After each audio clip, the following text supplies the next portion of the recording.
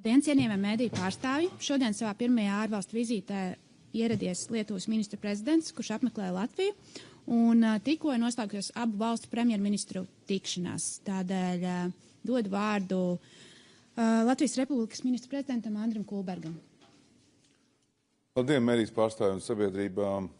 Man prieks, ka premjerministrs no Lietuvas Mindaugs ir apmeklējis tieši Latviju kā pirmo savu vizītes mērķi, un mums bija tiešām īsa, bet ļoti saturīga diskusija. Esam ātri jau uz viena viļņa runājam par mūsu kopīgiem problēmu jautājumiem, gan arī iespējams starp mūsu valstīm, tāpēc, ka mēs abi nākam no biznesa vides, ļoti labi saprotam, ka ekonomika ir ļoti būtiska sastāvdaļa mūsu valsts izaugsmē un spējā būt arī ar labu aizsardzību. Un tas tikai vēlreiz apliecina mūsu savstarpējās ciešās saiknes, ka pirmā vizīte ir tieši Latvijā. Un esam vienīgās baltu tautas. Un esam ļoti tuvu sabiedrotiem. Un esam ļoti labi kaimiņi. Un kopā strādājam gan Eiropas Savienībā, gan NATO, gan citās starptautiskās organizācijās. Un kopā spējam attīstīt Baltijas reģionu. Mums bija šodien saruna par to, ka šajos apstākļos, šajos izaicinājumos, ka mēs esam austrumu flanga, Eiropas austrumu flanga valstis, kas ir robežojas ar agresoru, kas uztur Eiropu drošu, mums nevajadzētu būt konkurentiem. Mums vajadzētu būt daudz lielākiem sabiedrotajiem, strādāt roku rokā. Jā, veselīga konkurence ir labi, un tā vienmēr būs. Basketbolā lietuvieši ir slavenāki. Šoreiz varbūt mums paveicās ar U16. Citu dienu atkal Lietuvā. Bet tā ir veselīga konkurence. Tā savieno mūs un liek vienam pa otru cīnīties. Bet šobrīd, kad ir šādi ģeopolitiskie apstākļi, mums jābūt stipriem, bez vājā posma, gan ekonomikā, gan drošībā, gan robežā. Un tur mums ir jāsadarbojas, un mēs to darām. Un paldies Lietuvai, ka tieši atvēl 20 Lietuvas robežsargus, kas cieši strādā ar mūsējiem. Un es iepazīstināju arī mūsu kampaņu vai, kā teikt, lielo plānu Vilkati, kas šobrīd notiek. Tas ir tieši apliecinājums tam, ka mums valdībai ir ļoti svarīgi adresēt šo Baltkrievijas izraisīto hibrīdu apdraudējumu tieši ar nelegālo migrāciju, kurā mēs gribam pielikt punktu. Tādai plūsmai, ka tas šobrīd ir adresēts tieši uz Latviju. Citu dienu tā var būt Igaunija, Somija, Lietuva vai Polija. Tāpēc mēs vienmēr iesim palīgā Lietuvas kolēģiem, tāpat kā Lietuva palīdz arī mums. Un mēs arī šodien dosimies, ja laika apstākļi ļaus, apmeklēt, un es parādīšu Lietuvas kolēģiem to tieši, kādā veidā mēs īstenojam šo Vilkats, kur iesaistīti ir robežsargi, policisti, bruņoties spēki, spēcdienests vienotā sistēmā, vienotā kontrolē pār šo nelegālo migrāciju un adresē tās galvenos atslēgas punktus. Transportēšana, robežas kontrole un arī atbalsta funkcijas un, protams, arī ar sabiedrotajiem jāsit ir par šo finansēšanas tīklu. Un es iepazīstināšu ar to, kur ir varbūt iespējams mūsu vājie punkti, kā mēs varam mācīties viens otrs no tā, kādā veidā, lai nebūtu nevienā no Baltijas valstīm vājākā posma.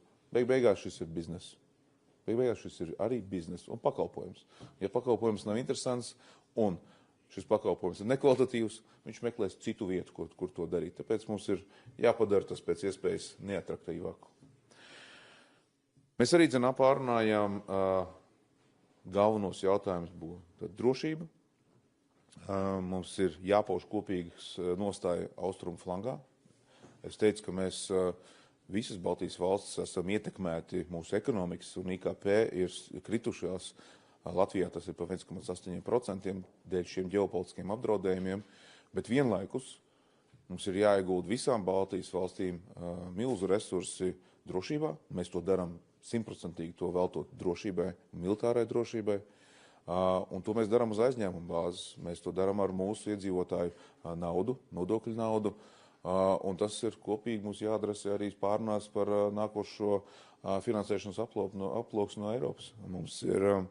Mēs sargājam Eiropu.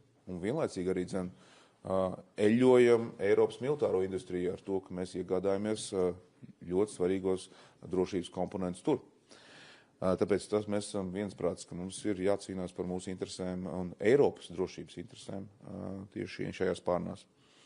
Mēs arī runājām par ekonomisku izaugsmu. Ļoti labs bija priekšlikums no premjera par to, ka mums vajag sadarboties aktīvāk arī, varbūt ne tik prioritārā, bet kultūras jomā, kā šobrīd, kur mums ir drošība prioritāte numur 1, bet kultūras jomā. Un ļoti labs priekšlikums bija premjeram, ka mēs varētu vismaz reizi gadā tikties kā valdības, pilnas valdības savā starpā un apspriest ne tikai to šodien transportu un drošību, bet arī kultūru, veselību un daudz cits jautājums jau tādā regulārākā ciešā veidā. Un es domāju, tas tikai mūs vienot un palīdzētu kopīgai sadarbībai. Mēs runājam šodien ar visiem vārdiem, kurš ir iekšā Baltika, Air Baltica, Rail Baltica, Via Baltica, un tie ir aktuālie temati, tās ir aktuālās tēmas, par ko, kas mūs vieno, gan arī tās ir finansiālās sāpes, kas mums ir jāatrisina un kopīgi pie šiem jautājumiem jāstrādā. Un mēs vienot turpinām atbalstīt Ukrainu, jo tas ir mūsu visu interesēs par mūsu drošību un Eiropas drošību. Un šeit es piedāvāju arī par Rail Baltica runājot. Mēs nepaspējam ļoti daudz izrunāt, mēs to vēl turpināsim. Bet ka mums ir jāizveido arī šāda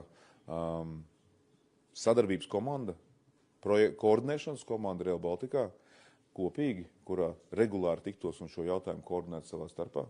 Jo mūs vieno vienotas problēmas, mūs vieno vienotas lietas, mums ir jāsinhronizē prasības, lai tās nav par lielu, lai tās sloks būvniecībā un pēc tam eksploatācijā arī nav pārāk liels, lai tas ir optimāls un lai tas izmaksas ir paceļams mūsu valstī un iedzīvotājiem. Un vienlaikus arī mums jākoordinē mūsu laiki, lai mēs arī pret Eiropu esam ar vienotu nostāju par to, ka mums ir jābūvē, ka mēs to darām efektīvi, mums ir plāns. Un tas, es domāju, būtu tas palīdzošais elements, kas varētu uzlabot šo ātrumu, kādā mēs veicam Rail Baltica ieviešanu. Un finalizējot, es gribu pateikt, ka mūsu prioritātes ir ļoti līdzīgas un mūsu jautājumi, ko mēs ikdienā apspriežam, ir ļoti, ļoti līdzīgi. Tāpēc mēs varam tās risināt nevis atsevišķi, bet kopā. Un šeit es gribētu pateikt lielu paldies premjeram par sapratni, par to, ka mēs varam jau uzreiz ar pirmo mirkli runāt par visiem sāpīgiem jautājumiem, arī ne tik sāpīgiem jautājumiem. Man prieks, ka premjeras novērtēja mūsu traumas komandu, kas vakardien bija viņa dienas kārtībā apmeklēt, un mēs arī novērtējam Lietuvas kolēģis, un mans piedāvājums bija sadarboties arī šajā jomā. Kā viens elementārs piemērs kultūras jomā. Mēs esam ļoti atraktīvas valsts, Lietuva, Latvija, Igaunija, filmu industrijai. Un tādā mēs esam ļoti spēcīgi operatori, ļoti spēcīgas komandas režisori un seriālu uzņemšana ir Lietuvā. Mūsēji ir arī spēcīgi filmu industrijā. Bet ja mēs šo piedāvājumu apvienotu un piedāvātu uz āru 3 Baltijas valstis, un šis resurs būtu pieejams visām 3, mēs visi 3 iegūtu un piesaistītu daudz lielākas investīcijas, daudz lielāku naudu un arī iespējas mūsu industrijai šajā vietā attīstīties. Un es domāju, ka tas ir tas, kur mēs varam sadarboties. Tāpēc paldies par jūsu vizīti. Es noteikti izmantošu jebkurā vietā, kur man būs brīva iespēja, tuvākā iespēja apmeklēt Lietuvu. Es jau to biju gatavs izdarīt, bija tikai nelielas pārmaiņas un nobīdījās mūsu plāni, bet mēs noteikti tiksimies. Paldies. Vārds Lietuvas ministra prezidentam Mindaugam Sinkevičam. So, let me use this opportunity once again, Prime Minister, dear Andris, for the invitation and for the warm welcome in Riga, despite the weather.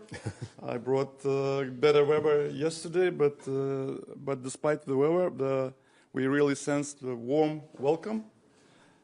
This is, as you noted, my first visit to Latvia, this first foreign visit as a Prime Minister of Lithuania, and I'm particularly pleased to be here with you. We have covered a lot of topics, despite that we had so little time. And those topics are security, security when it comes to Latvia, Lithuania, regional security. Also, we shared the common commitment to help and continues helping Ukraine. And there were also practical project, regional project, strategic project related questions that all have a word Baltica, as already mentioned, Air Baltic, Rail Baltic, Via Baltic. So we have regional projects that we have a common understanding of fulfillment. But when it comes to strategic regional projects, there's always a burden to the budget. There is always a question of managing those projects, delivering them on time, and many issues occur while implementing those. But as Prime Minister Andris said, we have to coordinate, and I'm happy that political commitment is there. So despite all the turbulences, geopolitically wise, changes in the governments, and so on, fuel crisis and other things that we are not able to manage, we will manage those projects and keep on working. The political commitment is there, so therefore I'm very happy. I suggested to my colleague, Prime Minister Andris, to have just next to the formats that already exist, that we use, Nordic Baltic 8, we'll be having an informal meeting next week in Estonia. But next to those already established working modes of operation, we can also introduce new forms.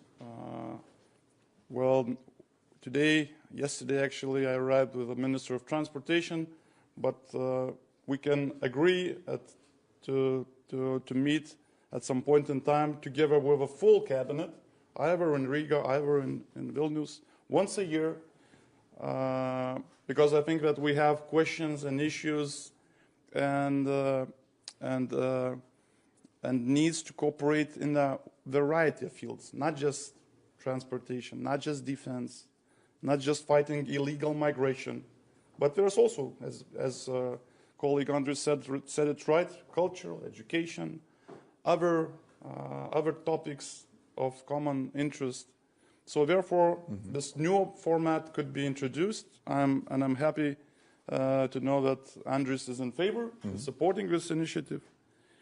Yesterday I managed and had this wonderful opportunity to use your young, professional, creative individuals that created this wonderful movie. It took 5 years, The Flow, which actually I saw with my kids, and I saw the Oscar nomination. I held it in my hands. I'm very proud for Latvia for your success, because your success is our success as well. When we succeed, you also succeed. We as Baltics have to cooperate, and there are plenty of room for cultural cooperation. Today I suggested to maybe establish a forum by the name of Jānis Rainis, to have our intellectuals, artists get together, share their knowledge, meet, discuss, and maybe find some common interest in creating common projects, either in making movies or in other fields of cooperation. So thank you. I was delighted to be here, and it was a good experience. We had a fruitful cooperation. We shared our political views on many things. So once again, I think that being here just proves that regional cooperation, regional security is of high importance for the Lithuanian government. And once again, we will have soon this Baltic Way on this weekend. So referring to Baltic Way, we have to be united in purpose, coordinated in action, and stronger together. So thank you, colleague Andris, for warm welcome, for the constructive discussions. Paldies! Paldies! Šobrīd ir laiks mēdīju jautājumiem. Katram ministru prezidentam paredzēti 2 jautājumi, kā ierasts nosauciet savu vārdu, uzvārdu, pārstāvēto mēdīju un kam adresēts jautājums. Sveicināt, Baiba Krastiņa no ziņu aģentūras Leta. Man ir jautājums Lietuvas premjeram. Ko jūs sagaidat no Latvijas Rail Baltica jautājumā un arī reģionālās drošības jautājumā un ko Lietuva ir gatava dot pretim? Paldies! Well, Rail Baltica, as you know, is a regional project. Lithuania is implementing and constructing its side in Lithuania. I know that the commitment is there, both in Latvia and Estonia, to fulfill this project because it received funding and it is additional funding as a regional project. It was never a project of one country. So we already have a rail pathway from Warsaw towards Kaunas. We're expanding and having constructions from Kaunas to Panevėžys. And we're discussing how can we better coordinate. I know that your Prime Minister said that you have new consultants, very good consultants. You have expertise now, and it's one of the strategic projects of my government. I believe it's one of the strategic projects in the portfolio of the Prime Minister of Latvia as well.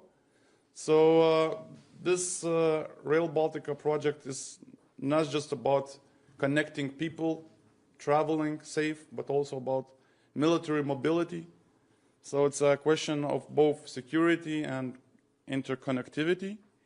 And I was happy to know that Latvia and the Prime Minister himself shows leadership, and despite next to the Transport Minister was there, I think there's a willingness to move further.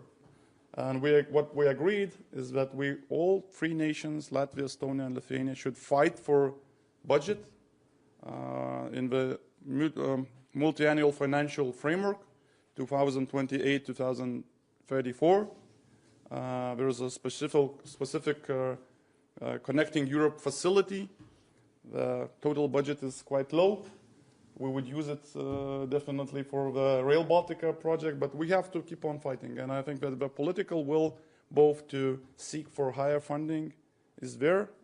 The leadership is also, with 3 prime ministers, is there.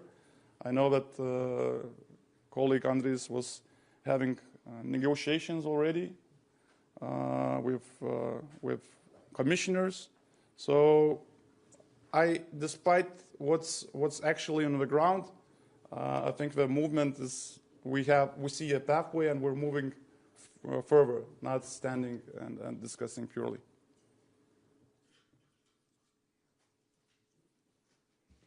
Jā, sveiki, Rudolfs Krieviņš no TV3 ziņām. Arī jautājums būs Lietuvas premjeram.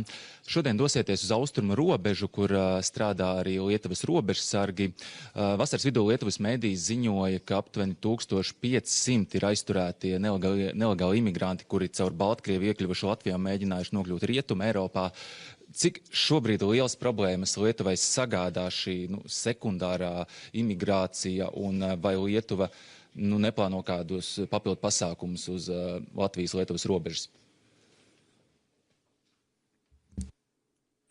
Thank you for the question. Secondary movement or secondary immigration is an actual question. We touched upon this question as well during our private conversations and to the dialogues of 2 delegations. The numbers are quite high. Lithuania counts that it's since the start of this new year, it's approximately 1,900 secondary migration.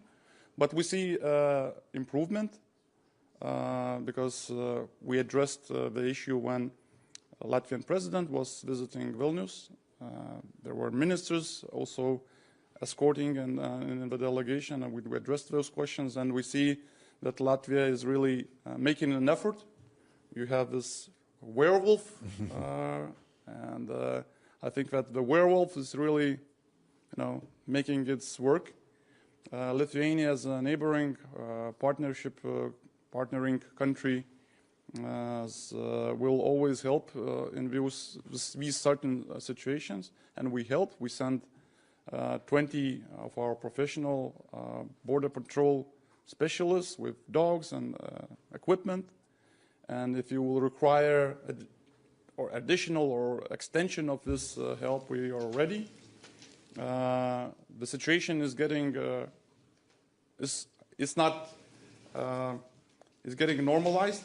I would consider it from what I see in the recent weeks.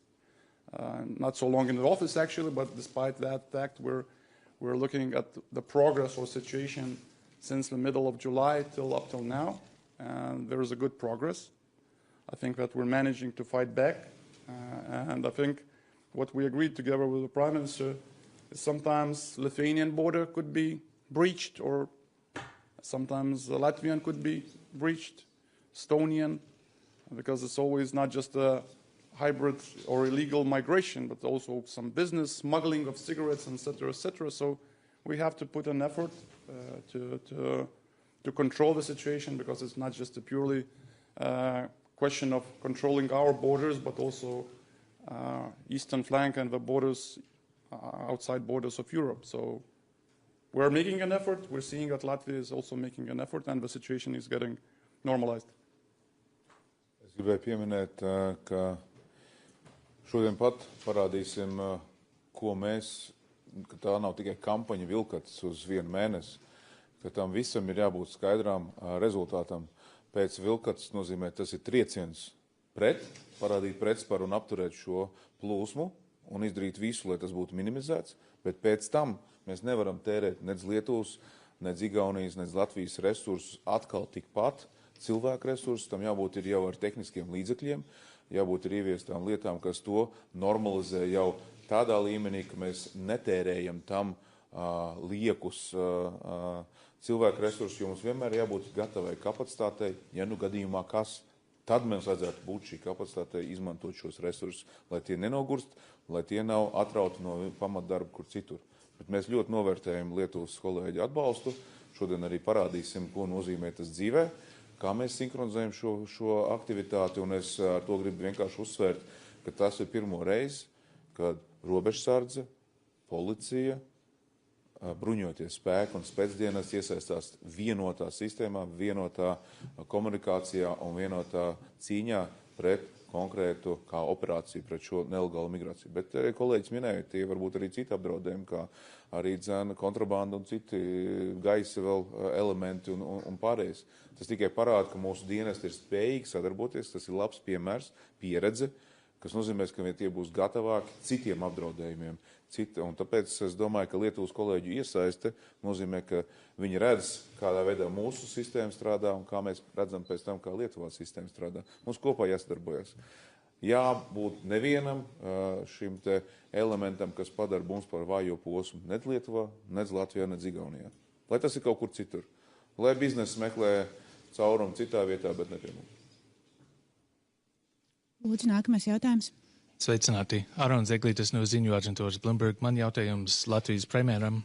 Pēdējā laikā ir notikusi virkni sabotāžas akti. Tavi draugi, kā arī Igaunijā ar uzņēmumu Milrem abos gadījumos ļaunprātīga dedzināšanā.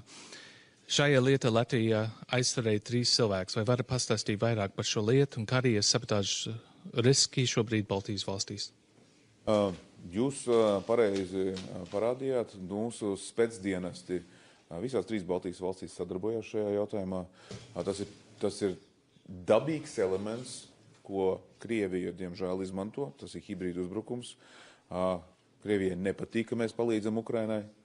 Tāpēc visas organizācijas, arī uzņēmumu duālās pielietojumi vai militārie uzņēmumiem ir jābūt augstākā gatavībā. Tas ir tikai piemērs tam, ka drošības sistēmas jāklaus arī mūsu spēcdienestu instrukcijām par to, ka ir jāuzlabo savas drošības prasmes tieši uzņēmuma apsardzē. Un jā, tie ir potenciāli elementi, bet mēs sadarbojamies kopā arī ar šiem uzņēmumiem un organizācijām.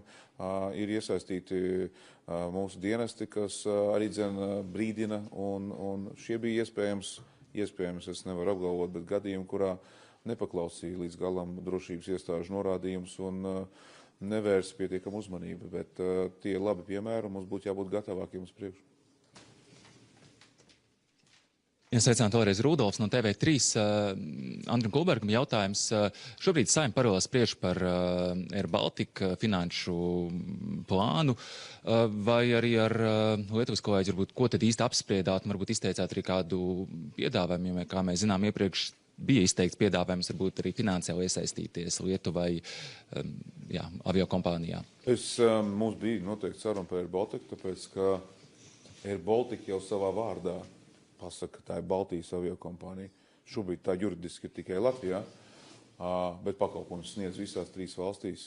Un es minēju iespēju pārunāt, kad mēs sakārtojam kompāniju, novedam līdz tam, ka viņi ir labi attīrīta un spējīga labi sniegt pakalpojumu bez liekā svara, ka mēs strateģiski paskatāmies uz šo jautājumu 3 Baltijas valstis un varbūt beidzot dzīvē ieviešam Baltijas aviācijas kompānija, nevis tikai Latvijas aviācijas kompānija. Tas būtu labums mums 3 valstīm. Ilgtermiņa strateģiski skatoties, tas būtu drošības aspekts, tas būtu spēja šo resursu izmantot, kad ir kāds apdraudējums, krīze, kataklizma vai ģeopolitiski apstākļi, kādi ir bijuši, ko mēs redzējām, Covid, kas notika Hormuz šaurumā, ka tas var kalpot mūsu iedzīvotājiem, kā ļoti atbalstošs pasākums. Bet vienlaicīgi arī mums jādomā par mūsu biznesa vidi. Mums jādomā par to, ka mēs šeit gribam piesaistīt investīcijas. Mēs gribam, lai pie mums notiek pasākumi, liela mēroga pasākumi. Tam visam nāk par labu, ka ir šāda aviokompānija. Man prieks bija dzirdēt, ka premjeras ir gatavs sarunai par to. Tas nenozīmē, ka mums ir kaut kāda diskusija vai piedāvājums galdā. Nē, tas būtu kāds vēlāk elements, bet es noteikti par to gribu runāt ar visiem 3 Baltijas premjeriem, un tas ir visu 3 valstu intereses. Ja mums nav šāda aviokompānija, mēs esam, diemžēl, atkarīgi no tā, ka mēs nekontrolējam, mēs neesam tik savienoti. Mēs tad esam atkarīgi no Varšavas huba vai no Kopenhāgenes huba, bet tad tas vairs nav mūsu Baltijas iedzīvotāju, uzņēmēju un ekonomikas intereses. Paldies. Paldies visiem klātesošiem un tiem, kas vēroja tiešraidi. Ar šo arī preses konferenci noslēdzam. Paldies. Paldies.